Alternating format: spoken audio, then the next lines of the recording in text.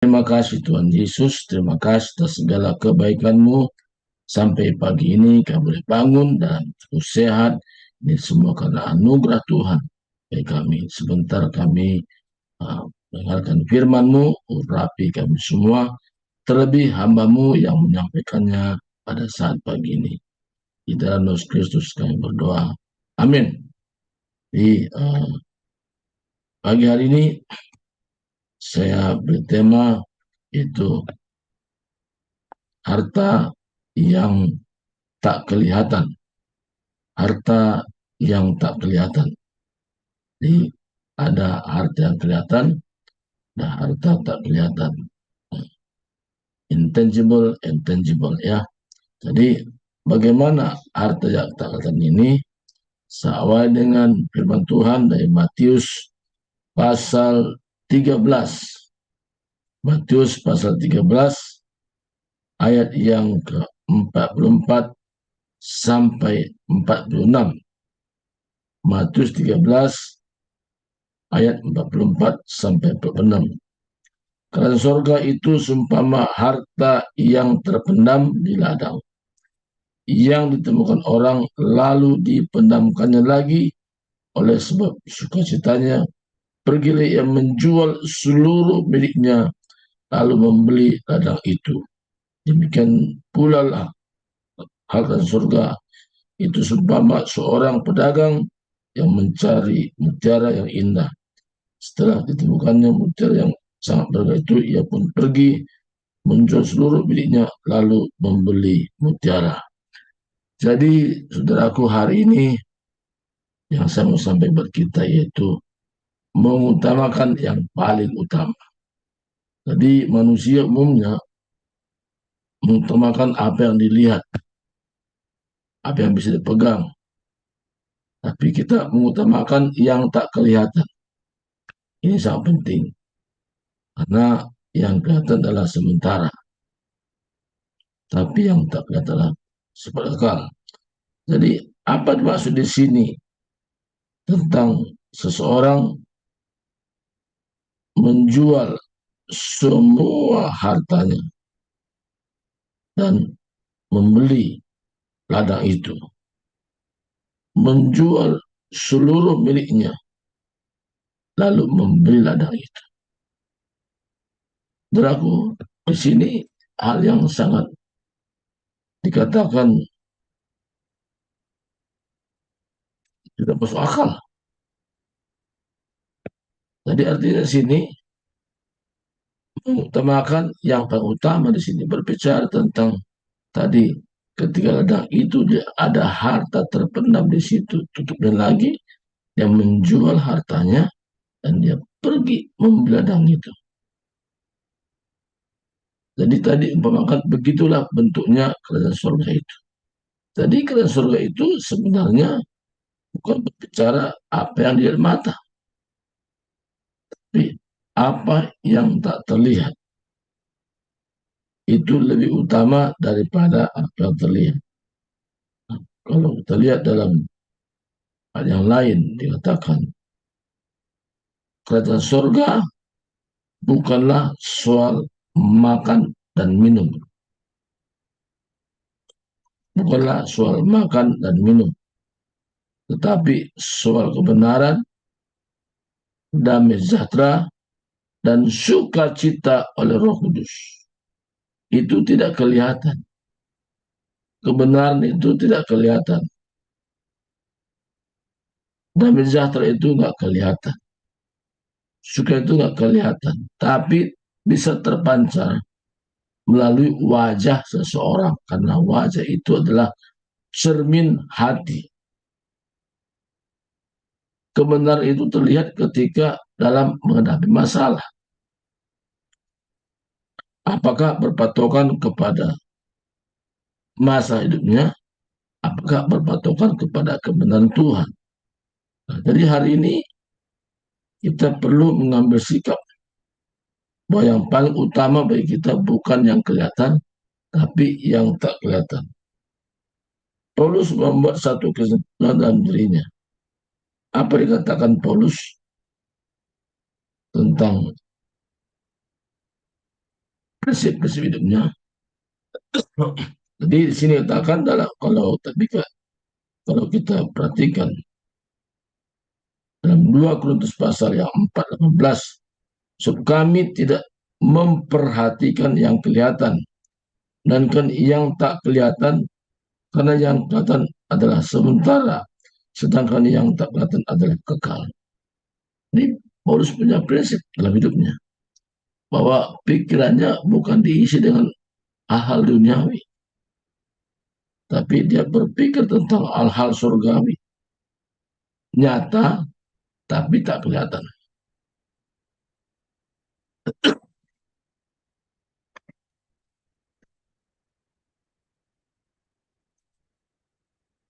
Jadi nyata tapi tak kelihatan. Banyak orang berusaha mengandalkan hartanya hidup, ya. Jadi harta kelihatan itu menjadi andal hidupnya. Tapi di sini katakan jangan bersandar kepada yang tak kelihatan. Yang kelihatan, tapi yang tak kelihatan. Jadi kita dalam hidup ini harus punya prinsip. Kita mengutamakan yang paling utama. Sebab kita sekarang ini bisa diselamatkan bukan karena yang kelihatan, tapi yang tak kelihatan. Peristiwa-peristiwa yang 2000 tahun yang lalu itu kita mempercayainya, walaupun kita tidak melihatnya. Bagaimana proses kita diselamatkan, bagaimana Yesus sendiri sudah menyerahkan nyawanya menjadi tebusan bagi banyak orang. Kita tidak melihatnya, tapi iman kita menerimanya apa yang Yesus lakukan. Jadi Tuhan mau kita beralih dari yang kelihatan kepada yang tak kelihatan. Paulus tadi beralih hidupnya dari yang tak kelihatan yang kelihatan menjadi yang tak kelihatan. Jadi dia berfokus kepada apa yang tak terlihat. Karena pandangan Paulus yang kelihatan itu bersifat sementara, tapi yang tak kelihatan bukan. Apa yang tak kelihatan? Dikatakan juga dalam ayat yang lain, Kolose 2 ayat 3 katakan, sebab di dalam dialah tersembunyi segala harta, hikmat, dan pengetahuan. Di dalam Yesus tersembunyi segala harta, hikmat, dan pengetahuan. Hikmat dan pengetahuan tak kelihatan, tapi itu menentukan arah hidup orang. Ketika ada masalah, ketika ada problem, orang tidak bisa bersandar kepada harta bendanya, tapi dia bersandar kepada apa kata Tuhan melalui hikmat dan pengetahuan. Hikmat dan pengetahuan ini adalah kita dapat terima di dalam Yesus Kristus. Jadi benar-benar kita mengutamakan yang tak kelihatan. Jadi sebagai contoh, kita berdoa. Kita berdoa memohon kepada suatu pribadi yang tak kelihatan. Tapi iman kita mempercayainya bahwa segala ungkapan doa kita itu didengar. Roh kita menerima. Saya sebagai pribadi, saya berdoa, ada kalanya dengan akal budi, tapi ada kalanya dengan berbahasa roh. Tujuannya apa? Supaya roh saya dengan roh Tuhan ada satu kesatuan. Tapi ada. Jadi roh saya dan roh saudara menyatu dengan roh Kristus, roh Tuhan. Kesatuan ini penting. Tapi kita tidak bisa buktikan bagaimana wujud roh itu. Kita tidak bisa katakan bagaimana bentuk hikmat itu. Tapi ada. Jadi pagi ini kita beralih dari yang kelihatan kepada yang tak kelihatan. Karena yang tak kelihatan itu bersifat kekal. Yang kelihatan bersifat sementara. Apa yang kekal? Keselamatan yang kita terima ketika percaya kepada Yesus itu bersifat kekal. Bukan artinya hari ini selamat, besok ragu, enggak. Apa yang kekal? Firman Tuhan yang sudah dalam diri kita, yang sudah tersimpan, bersifat kekal. Dan firman itulah menjadi hidup dan berkuasa dalam diri kita. Membuat kita mampu mengatasi segala masalah, apapun bentuknya. Jadi hikmat, pengetahuan oleh karena Tuhan beri, itu membuat kita mampu, surya.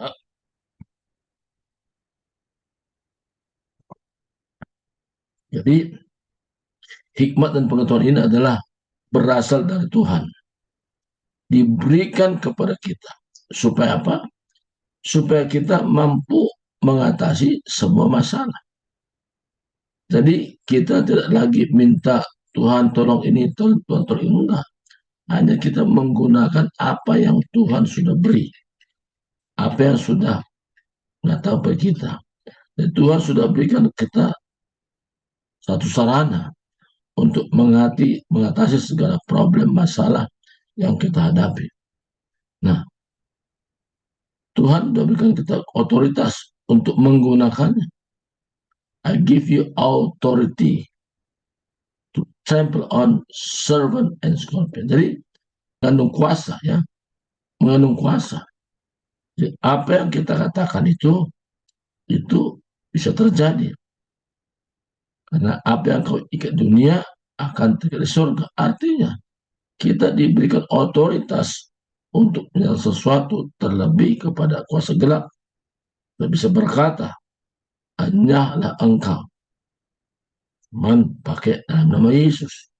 Tapi perkataan kita itu perkataan yang diurapi. Pengurapan itu tidak kelihatan, tapi itu ada. Nah, itu maksudnya, saudara. Jadi, kita melayani yaitu dengan perkara-perkara yang tak kelihatan.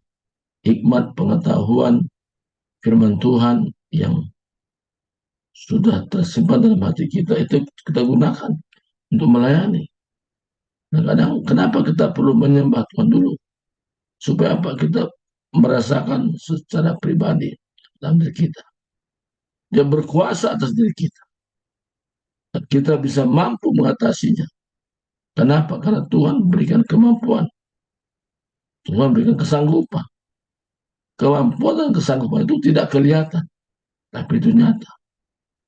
Jadi hari ini Tuhan ingat kepada kita supaya kita berfokus kepada yang tak kelihatan.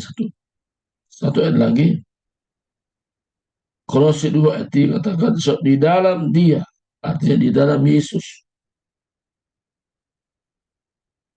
tersembunyi segala harta, hikmat dan pengetahuan. Kolose 3 katakan, so, kamu telah mati dan hidupmu tersembunyi bersama dengan Kristus dalam Allah. Jadi ada satu kesatuan hidup kita dengan Tuhan. Tidak ada keterpisahan. Ada kesatuan yang luar biasa. Dan dari segala apapun dalam dunia ini, keteranjangan, kelaparan, kesusahan apapun. Kenapa? Karena hidup kita sudah tersembunyi bersama Kristus. Jadi sekalipun kita dalam dunia ini, tinggal dalam dunia ini, tapi hidup kita sudah menyatu dengan Kristus. Jadi tidak ada pemisahan sedikit. Jadi secara roh kita sudah benar-benar menyatu dengan Yesus. Jadi kesatuan ini yang perlu dibangun dari hari ke hari sehingga hidup kita tampil beda, mengatasi segala masalah, segala problem apapun. Karena ada hikmat, ada pengetahuan, ada firman menguatkan kita sehingga kita bisa eksis setiap saat. Kita tidak bisa lemah karena kekuatan Tuhan melimpah. Secara manusia kita tidak mampu, tidak sanggup. Tapi kekuatan Tuhanlah membuat kita mampu melewati semua itu. Maka tadi katakan tadi, kita berfokus kepada apa yang tak kelihatan. Jadi dalam doa kita secara pribadi, kita mulai mengarahkan diri tidak lagi berdoa kepada bentuknya kelihatan. Ya, tapi apa yang tak kelihatan. Yaitu kuasa yang tanpa batas diberikan kepada kita. Lewat kuasa itu ada hikmat-hikmat, ada pengetahuan. Kita mampu melewati semua itu.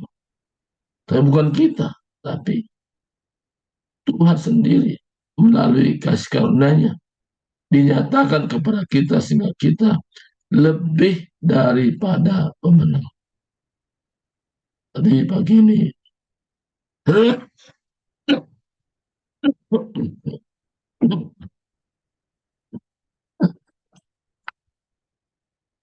maaf ya, aku sedikit agak terganggu ya.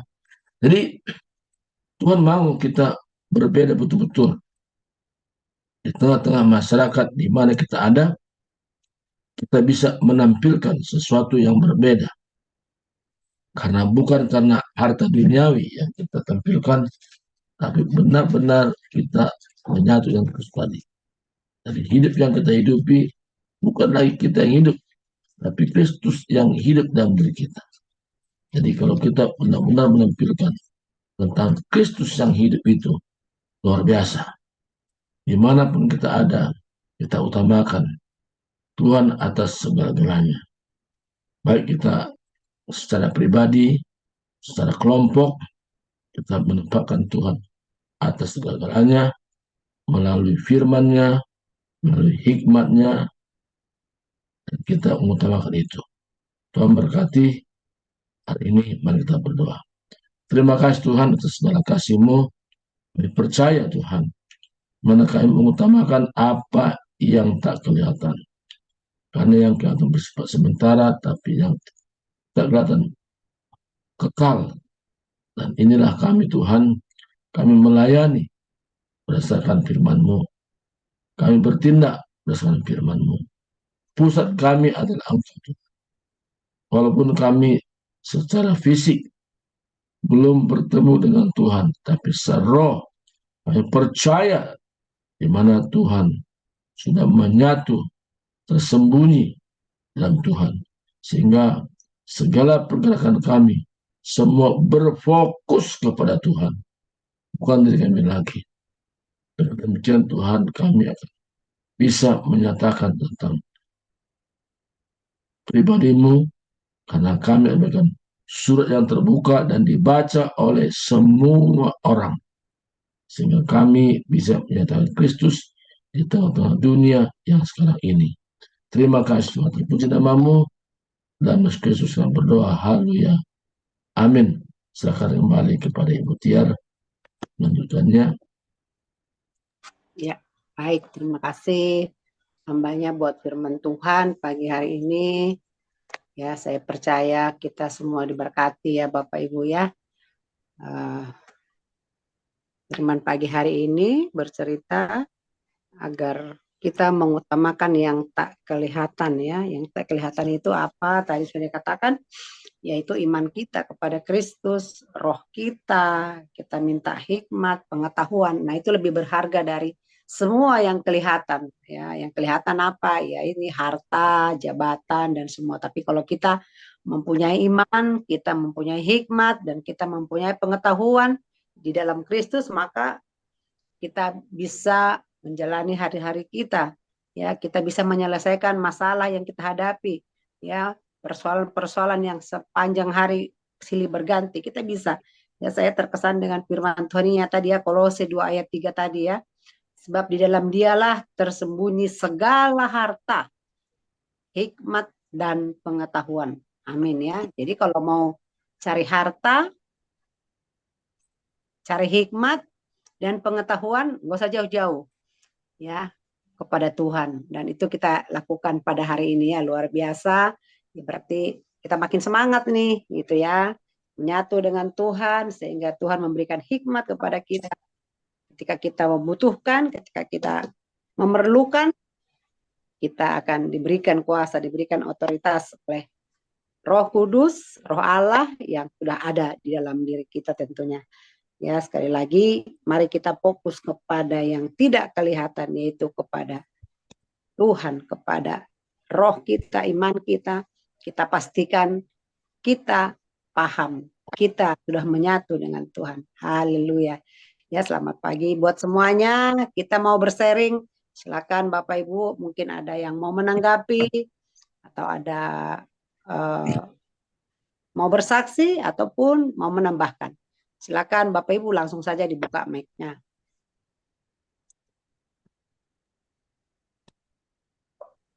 Ya, Bu Dewi kayaknya udah buka mic. Silakan Bu Dewi. Ya, oke, selamat pagi. Ya, pagi Bu. Terima kasih buat firman Tuhan pagi ini. Saya juga firman Tuhan pagi ini sungguh luar biasa ya, karena saya merasa diingatkan lagi bahwa dulu saya tidak percaya sama Tuhan karena nggak kelihatan. Jadi itu saya merasakan itu di awal saya menikah. Berapa tahun kemudian saya selalu di mana sih Tuhan ini gitu. Jadi saya banyak memberontak. Jadi dan saya merasa juga banyak saya pikir seperti saya yang lari dari kenyataan, apalagi anak-anak yang baru menikah setahun 2 tahun itu pasti dia akan banyak pergumulan, akan banyak pemberontakan. Nah, itu saya rasakan sendiri. Sehingga di dalam hati saya itu nggak benar ada Tuhan. Kenapa saya begini? Kenapa keluarga saya begini? Kenapa suami saya begini? Semua saya karang di dalam otak saya. Saya nggak pakai, saya nggak percaya lagi sama Tuhan. Tapi memang di dalam perjalanan kehidupan itu, ditambah kita memang tidak percaya, tambah dihukum kita, tambah dihancurkan lagi. Nah, sakit. Saya masih ingat, saya pulang ke kampung, bawa anak saya satu, saya bilang sama mama saya, nggak benar ada Tuhan, mah saya bilang. Karena saya tahu, saya merasa saya baik. Saya nggak pernah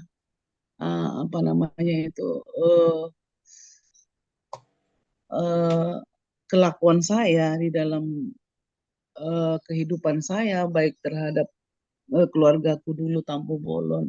Saya orang baik menurut mereka ya, dan saya juga buat yang terbaik terus gitu. Jadi kadang saya mikirkan lagi, apa ini dosa saya ya seperti itu. Tapi saya tidak datang pada hamba Tuhan dan saya tidak belajar untuk berdoa, tidak. Saya melarikan diri dari kehidupan nyata itu. Mungkin dengan saya memberontak seperti ini, saya puas gitu. Jadi, tapi tetap saya mencari itu nggak ada dan nggak ada jawaban. Saya kembali lagi ke keluarga dengan tanggung jawab sebagai istri. Saya pulang, tapi saya jalani terus. Nah, di dalam otak saya, benar gak ya ada Tuhan itu? Kok nggak ada jawaban, kok nggak ada jawaban. Lama sekali saya berjalan, saya berjalan.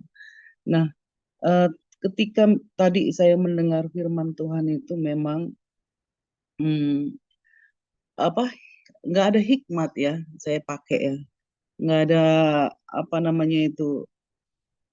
Saya punya pengetahuan itu saya pakai untuk mencari eh, ah nggak mungkin itu benar Tuhan. Saya mencari Tuhan, Tuhan yang mana ya? Tuhan yang orang Islam kah? Allah mereka nggak? Ya, seperti itu. Jadi eh, saya nggak benar-benar datang kepada Tuhan, membawa kehidupan kami, membawa jiwa saya nggak ini. Karena menurut saya suami saya yang tekun berdoa, yang ini saya nggak percaya lagi sama dia gitu. Jadi nggak benar ini, kami juga nggak kehidupannya seperti ini terus gitu. Jadi pokoknya eh, saya benci kehidupan itu. Nah, eh, berjalannya waktu bertahun-tahun kemudian saya jalani, mungkin saya merasa ada hamba-hamba Tuhan yang datang atau kita ketemu di mana atau di gereja, mungkin saya ada kesentuh dengan pengalaman-pengalaman mereka, dengan kesaksian mereka juga, mungkin dengan dukungan doa para hamba-hamba Tuhan juga di dalam keluarga kami, di dalam kehidupan saya juga, saya akhirnya mulai sadar bahwa eh, dengan kita tidak berkeras hati, dengan tidak memakai pengetahuan kita, dengan kita tidak meminta hikmat dari Tuhan, eh, nggak dapat apa-apa. Jadi saya jujur, saya mungkin berapa tahun belakangan ini, saya mulai belajar pakai hikmat. Dengan saya seorang istri, sebagai ibu, eh, saya tidak memakai eh, kepintaran saya, memakai eh, pengetahuan saya untuk mencari yang nyata. Saya belajar untuk mempercayai yang tidak nyata. Nah, memang saya bilang bodoh banget ya. Kami percaya sama yang tidak nyata gitu dulu. Memang itu intinya. Kayaknya nggak ada itu seperti itu. Tapi eh, sungguh baik, sungguh alangkah saya melihat sekarang ini kita yang percaya sama Tuhan, orang-orang Kristen yang percaya, yang kita yang tidak nyata kita percaya itu luar biasa. Jalan menuju jalan menuju kita percaya ke yang tidak nyata itu sungguh-sungguh berat menurut saya ya. Karena eh, seperti saya tadi itu, bagaimana caranya ya orang nggak kelihatan, nggak ini, banyak pertanyaan di otak saya. Tapi dengan pengalaman kehidupan, dengan banyak segala cobaan, segala macam saya jalani, saya jadi percaya kepada yang tidak nyata. Saya percaya kepada iman, rupanya hanya iman yang membawa kita ke dalam percaya kepada yang tidak nyata tadi itu. Jadi eh, saya mau bagikan kepada teman-teman bahwa memang harus kita selalu datang dan mendengarkan firman Tuhan dan selalu belajar dan kita mau carilah. Jadi memang kalau kita tidak mau datang, kita tidak mau cari, iman kita tidak akan bertumbuh. Dari pendengaranlah kita kuat iman kita bertambah iman kita bahwa benar-benar Tuhan nyata bagi kita. Jadi saya rasakan sendiri sekarang bahwa ketika kita meletakkan hati kita, hidup kita eh, kepada Tuhan, bahwa kita nggak berdaya, jangan memakai otak kita, kepintaran kita di dalam kehidupan kita dan mencari Tuhan dengan otak kita itu juga nggak bisa. Tapi dengan iman, percaya kita dengan setulus hati kita, dengan fokus dengan Tuhan, pasti iman kita juga akan ditumbuhkan dan itu nyata akan kita rasakan di kehidupan kita masing-masing, pribadi lepas pribadi. Itu saja mungkin yang saya mau bagikan, bahwa Tuhan itu nyata kalau kita datang kepada Dia dan belajar terus mencari iman yang sebenarnya. Terima kasih, Bu Tia. Wow, luar biasa ya. Terima kasih kesaksian Bu Dewi yang memberkati kita ya. Jadi yang tepat itu datang kepada Tuhan ya, apapun itu ya. Di luar Tuhan masalah kita tidak akan selesai. Nanti selesai tambah lagi yang lain, nanti malah jadi bikin masalah lagi ya. Oke, semangat terus Bu Dewi, berjalan bersama dengan Tuhan ya. Tuhan Yesus memberkati. Silakan Bapak Ibu, ada lagi yang mau bersaksi langsung saja dibuka mic-nya.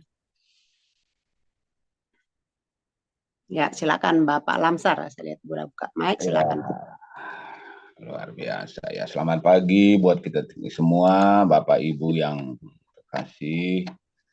Terima kasih buat Tuhan Yesus yang memberi kesehatan kepada kita, boleh menikmati hadirat Tuhan pagi hari ini dengan sehat, sukacita, damai sejahtera ya. Itu luar biasa.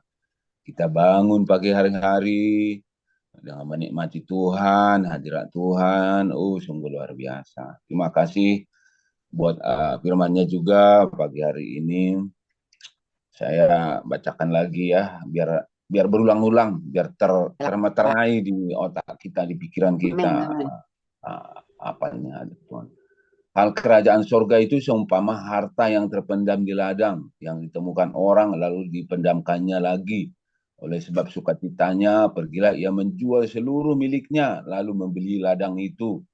Demikian pula hal kerajaan surga, itu seumpama seorang pedagang yang mencari mutiara yang indah. Setelah ditemukannya mutiara yang sangat berharga, ia pun pergi menjual miliknya, lalu membeli mutiara itu.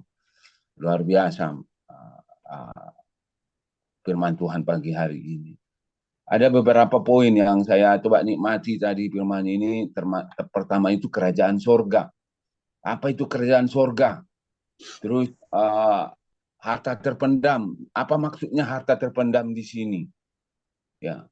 Kemudian ada mutiara yang indah. Jadi ini poin-poin kata-kata yang saya mencoba mencari apa sih maksudnya arahnya firman ini. Jadi saya pelajari kerajaan surga itu kan kita tahu adalah kerajaan Allah sendiri yang penguasa tunggal di sana. Dan kerajaan surga ini ada sistem di sana, antara lain misalnya hukum. Apa dasar hukum di dalam kerajaan surga itu? Itulah firman Tuhan, itulah Injil. Nah, kita diibaratkan di sini bahwa pengertian daripada harta terpendam itu, di mana harta terpendam itu adalah di firman Tuhan tadi itu. Jadi kalau kita firman Tuhan itu kita tidak gali, ya kita tidak cari, kita tidak selidiki, itu tidak ada, tidak akan ketemu kita mutiara itu. Jadi mutiara itu juga disebut adalah ya firman Tuhan yang berisi dengan kasih, sukacita, ya semua damai sejahtera. Itulah mutiara yang mau cari dalam firman Tuhan itu. Jadi kita di sini pagi hari ini Tuhan arahkan kita untuk mencari selalu mutiara. Ah, Mutiara Tuhan apa itu? Kerajaan sorga itu Tuhan sebagai penguasanya.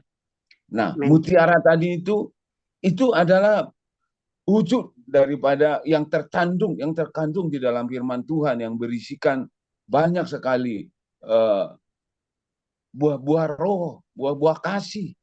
Itulah mutiara yang mau kita cari itu. Jadi, ayo Bapak Ibu, pagi hari ini kita sudah cari ya supaya bersyukur. Apa maksud daripada yang tidak kelihatan tadi itu? Itulah firman Tuhan yang banyak sekali ada mutiara di dalamnya. Kita pagi hari ini menikmati Tuhan, ya, bersyukur kepada Tuhan.